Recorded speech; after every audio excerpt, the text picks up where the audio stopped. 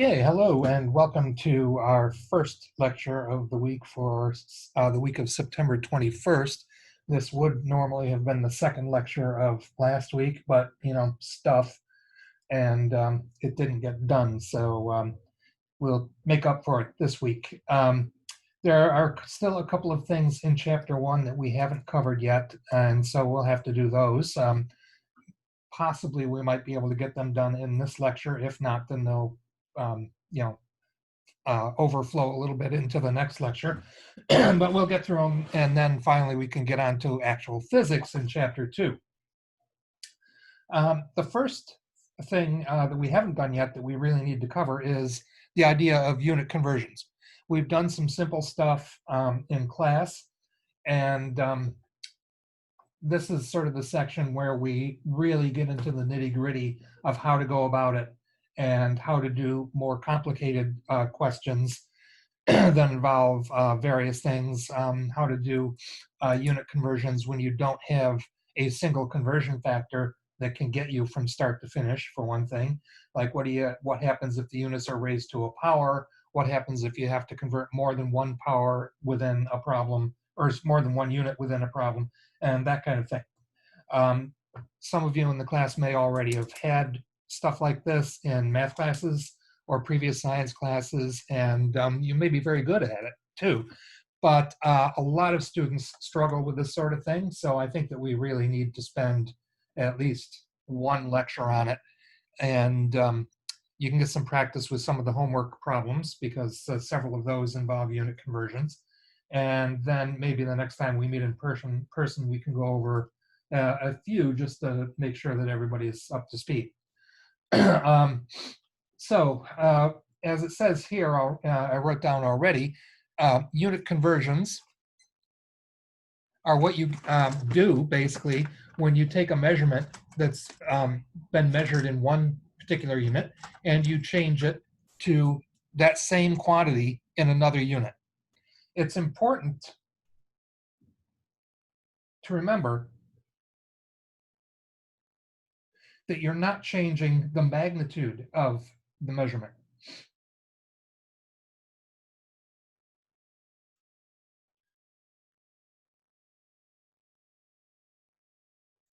And what that means is remembering that gives you some handy tools to use in checking your answer from a unit conversion problem that will help you decide whether your answer is, say, plausible or not plausible. Because if you're not changing the magnitude of the measurement, then that means if the unit gets bigger, then the resulting number associated with it should be smaller than it originally was.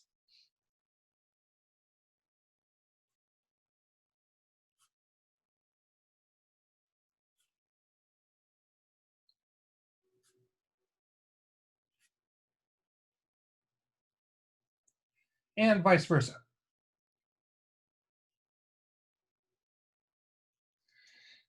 And you can say that with units that we're all familiar with, very easy problems like changing 1 foot to inches. It's 12 inches.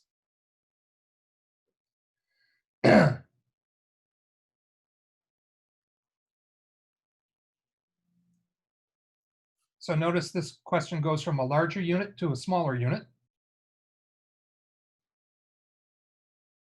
But the number starts out smaller and it ends up bigger.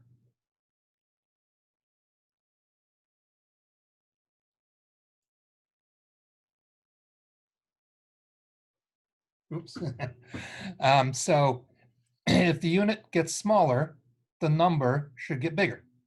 And if the unit gets bigger, like going backwards, the number should get smaller. That doesn't, allow you to guess whether you got the exact correct answer, but at least it allows you to see if the number went in the right direction. Because one of the big problems is is basically getting things backwards in unit conversions, mixing things up, putting in a fraction upside down, that kind of thing. And keeping this in mind can help you catch yourself when you do something like that. Okay, there are a lot of types of questions or problems that can require unit conversions. Sometimes we just ask you to do a unit conversion, just as sort of a proof of concept to prove that you know how to do it. But there are many other situations where you might have to do a unit conversion.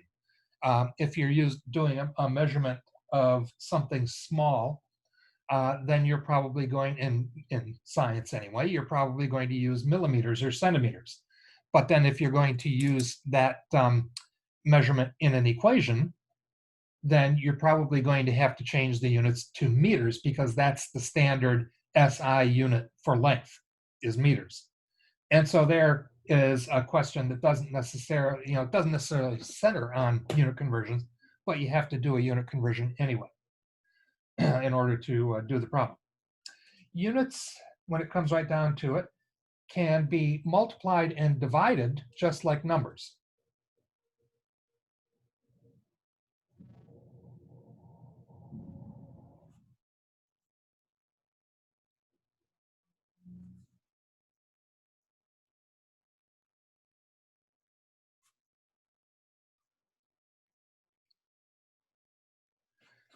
So for multiplication and division, you just treat the units as if they were numbers, but treat them separately from the numbers.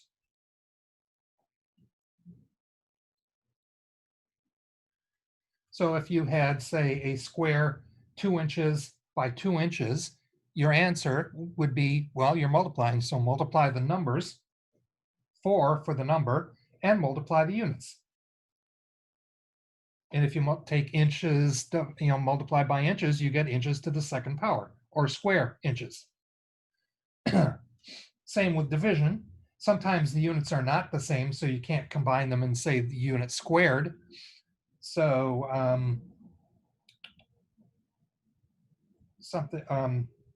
if you're dividing, then you can say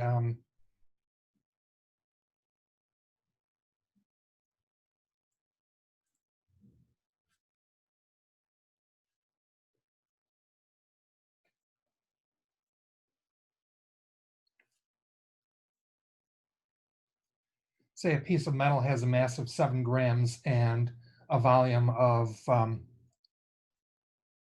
let's see, I don't know, say 4 cubic centimeters.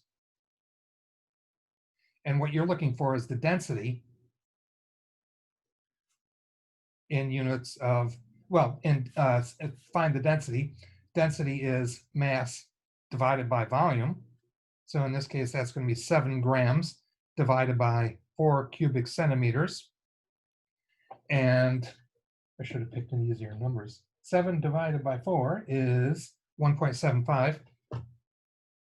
And for the units, we've got grams over cubic centimeters. There's no way that you can consolidate those units. And so you just write the units as grams per cubic centimeter. We often write it like compound units, that is a unit where you have one unit divided by another unit. We often write them like this with a slash between them because it allows us to fit everything comfortably on one line as we're writing it. And especially if you're typing it, Microsoft Word makes it really hard to put one unit on top of the other explicitly. But it really is better when doing calculations to think of something like this as 1.75 grams per 1 cubic centimeter. So any unit that you find written like that, or that you might be tempted to write like that, if you're going to do anything further with it mathematically, you might want to write it like this instead, because this makes it clear which unit is in the numerator and which unit is in the denominator.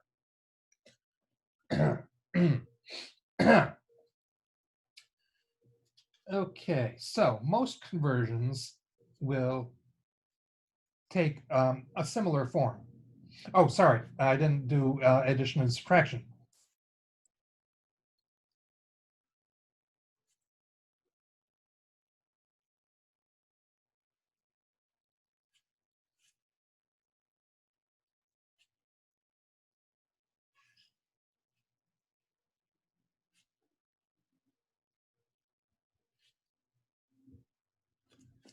Okay, so first of all, for addition and subtraction, the units have to be the same to begin with.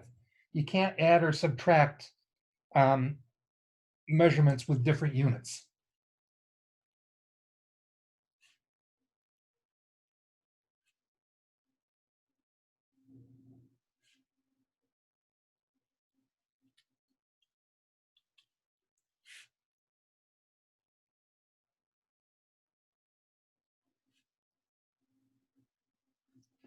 Okay.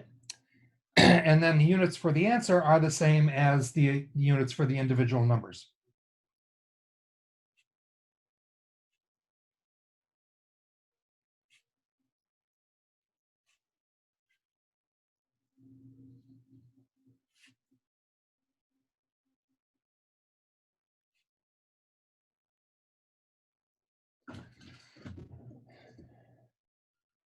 An example of that might be something like, I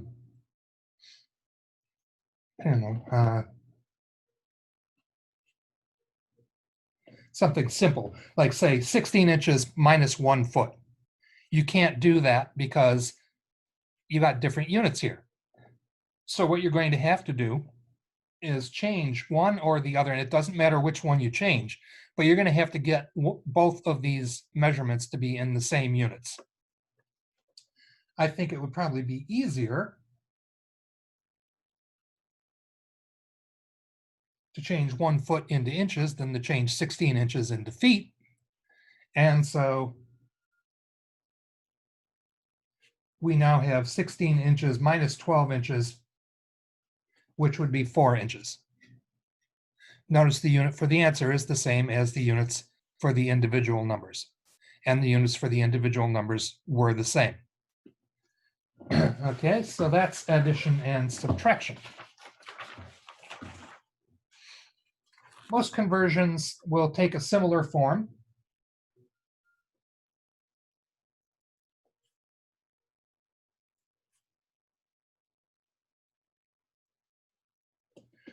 You'll have an original measurement with original units, and you'll want to change that to the measurement wanted, with the units wanted. And I'm going to emphasize the units in most of what we do with unit conversions. In fact, that's kind of why they call it unit conversions, because the units are the things that you really want to keep an eye on. Of course, don't lose track of the numbers, but if the fact is that if you arrange things so that the units come out correctly, you will almost always get the correct number for the answer also. So the form for most conversions would be a measurement in the units given. And again, since we're focusing on units, that's why I'm writing it as units given. But that units given will also have a number associated with it. And you have to multiply it by something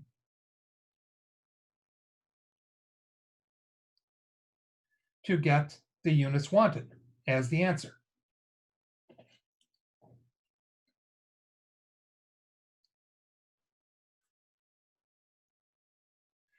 What you multiply it by is known as the conversion factor.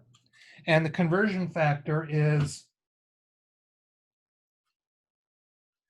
basically a ratio of the same quantities in two different units.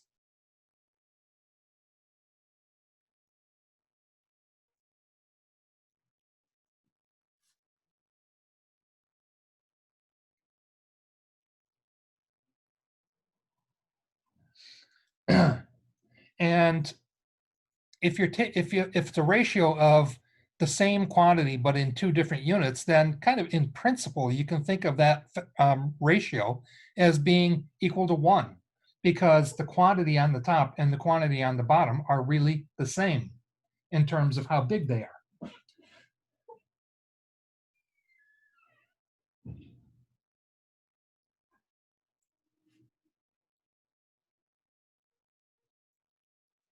And the conversion factor is derived from what we know as equivalence statements.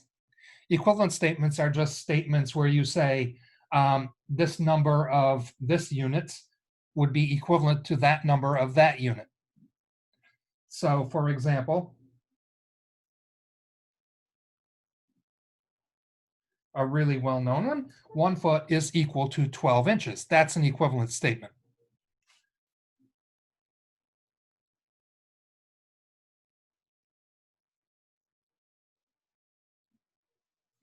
From that, you can get conversion factors. And so what we do is we just basically take the two sides of this equation and put one over the other. And you can do it both ways. And both of them will be useful depending on which direction the conversion is going in. If you're going from feet to inches, you'll use it one way. If you're going from inches to feet, you'll turn it upside down and use it the other way. But anyway, when we take 1 foot equals 12 inches and turn it into conversion factors, we get the fact that there's 1 foot for every 12 inches.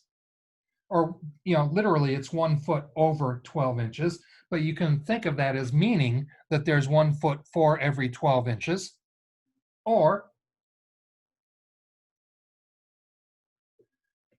that there are 12 inches for every 1 foot. And so these are the conversion factors. We insert one of, something like this into this space here, and we get our units wanted for the answer. So in sort of schematic terms, without using actual units, what the conversion factor is actually going to do is it's going to be something that's going to cancel out the units given and leave us with the units wanted. You can think of the quantity with the units given as being in the numerator of a fraction if you want to, because of course any number or measurement by itself can be considered to be in the numerator of a fraction divided by 1. And you can think of units wanted as being also in the numerator of a fraction, with 1 being the denominator. And you can do that, you might want to do that anyway, because that makes it clearer what's in the numerator and what's in the denominator. And when you put your ratio into the conversion factor, in as the conversion factor, it helps make it clear what's canceling out and what isn't. So in other words, if you put in units given in the numerator and you want units wanted in the numerator, that means that in order to get units given to cancel out, units given will have to be in the denominator of the conversion factor. And if you want units wanted to be in the numerator for the answer, then units wanted is going to have to be in the numerator of the conversion factor so that you end up with that as the unit for the answer.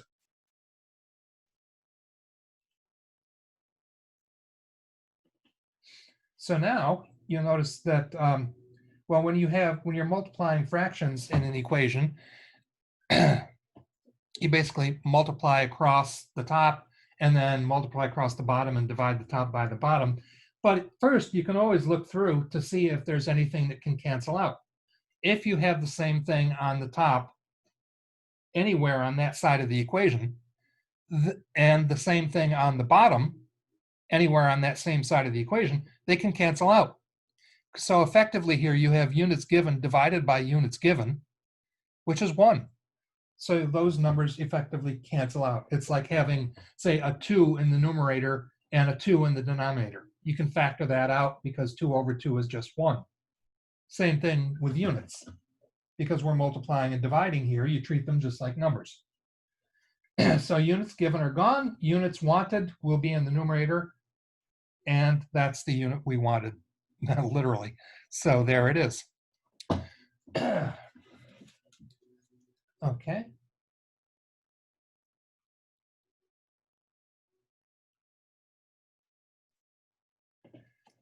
And so we can look at some fairly simple examples, like, for instance, within the English system, we don't get too many conversions that we have to do within the English system in chemistry and physics, because, of course, we are metric in science nowadays.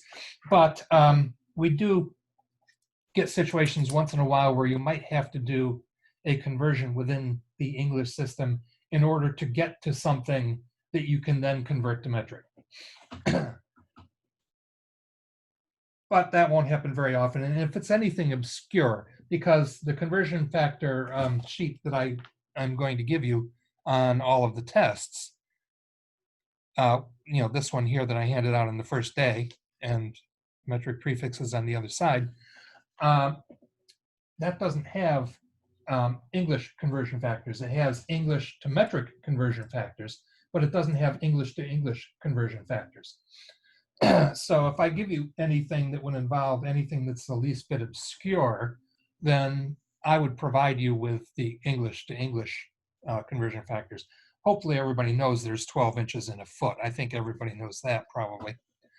But anyway, the quantity you're given is 17 inches.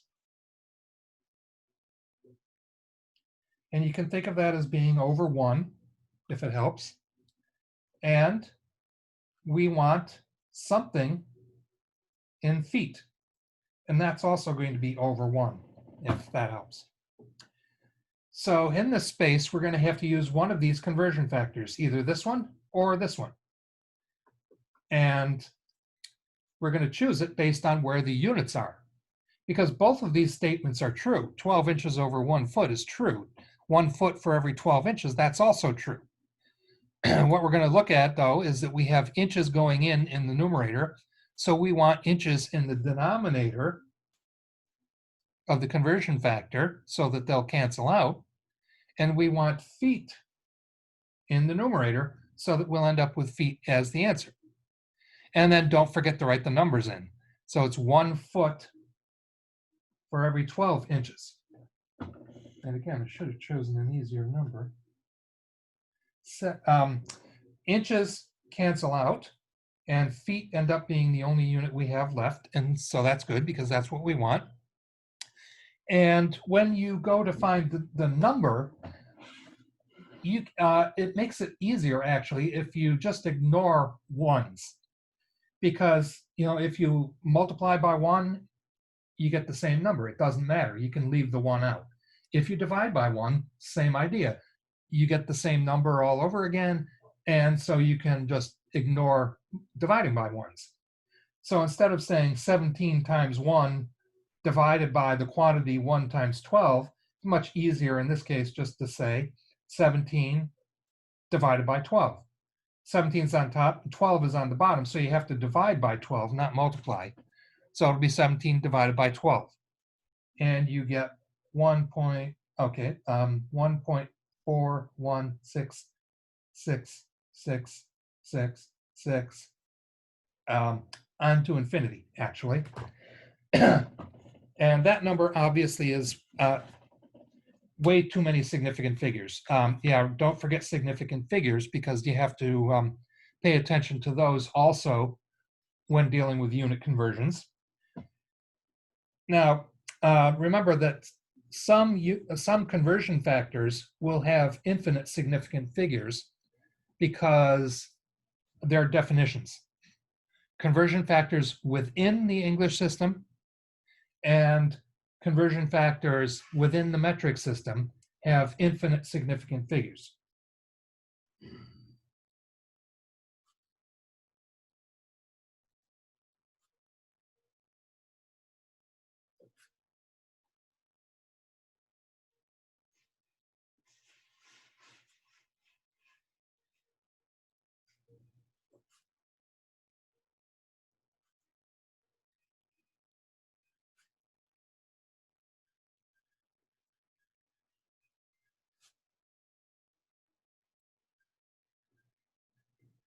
Okay, so conversion factors within the English system or within the metric system have infinite significant figures. Those are exact numbers.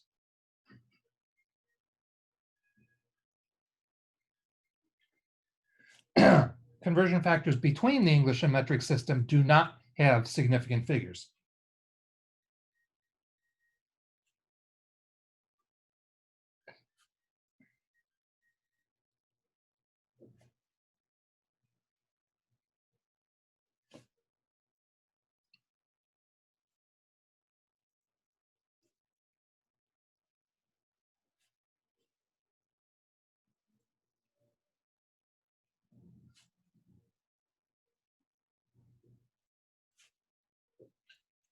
Okay, because the English and metric system were based on different standards, their numbers don't meet up exactly.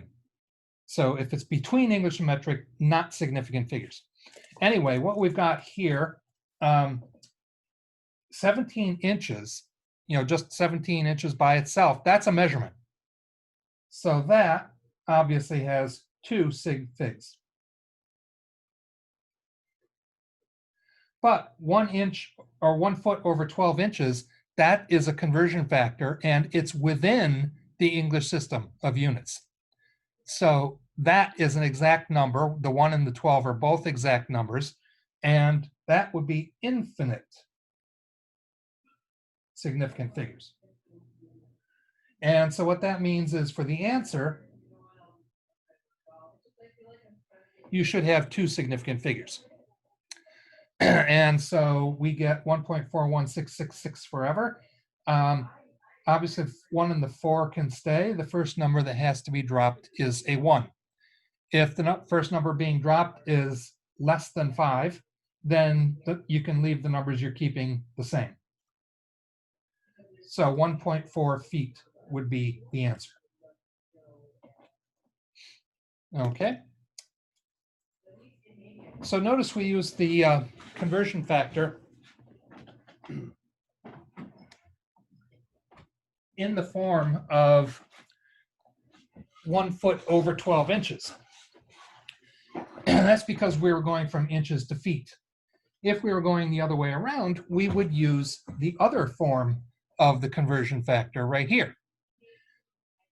And so say if we had 1.4 feet,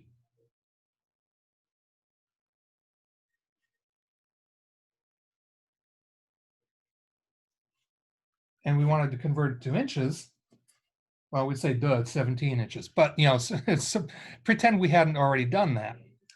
So we start with 1.4 feet as our beginning measurement, and then we'll have a conversion factor, and then we'll have our answer, which will be in inches. Again, you can consider the 1.4 feet to be in the numerator, and the answer in inches also to be in the numerator, both of them divided by 1, so as not to change the value. And then we need a conversion factor. Conversion factor between feet and inches. Well, again, the conversion factors between feet and inches are based on this equivalent statement, and it's going to be either this or this. Feet over inches or inches over feet. If you look down here, we've got feet in the numerator for what we're starting out with. That means we want to get rid of that unit and replace it with inches. So the way to get rid of a unit in the numerator is to multiply, or basically divide by it, or multiply by something that has that unit in the denominator. So we want feet in the denominator of the conversion factor. And since we want to end up with inches in the numerator, that's where we want inches to be in the conversion factor. And then don't forget the numbers. It's 12 inches over 1 foot. Okay, so 1.4. And again, when you're multiplying through, you can ignore the ones. And so that just means, before that, check the units. Feet on the top and feet on the bottom cancel. Inches ends up being the unit in the numerator. And now for the number, it's just 1.4 times 12 because the denominators are both 1. You could divide by 1 if times 1 if you really want to, but it's not going to make any difference. Now for this, 1.4 times 12 is 16.8 inches. But again, watch out for the significant figures. As before, the conversion factor is within the English system. So that's infinite significant figures. And that leaves 1.4 as the deciding factor. That's 2 significant figures. And we're only allowed 2 significant figures in the answer. 16.8 is 3 significant figures, though. So the 1 and the 6 can stay, but the 8 has to go. When the first number you're dropping is 5 or greater, then the last number you're keeping, that is the digit before that, has to go up by 1. So 16.8 rounds off to 17. So we ended up right back where we started because we went full circle. And so notice the conversion factor we used here was 12 inches over 1 foot, which is the opposite of the conversion factor we used before because we're going in the opposite direction, feet to inches instead of inches to feet. Okay, I'm going to stop this portion of the video here, and then we'll pick up in the next section. Okay.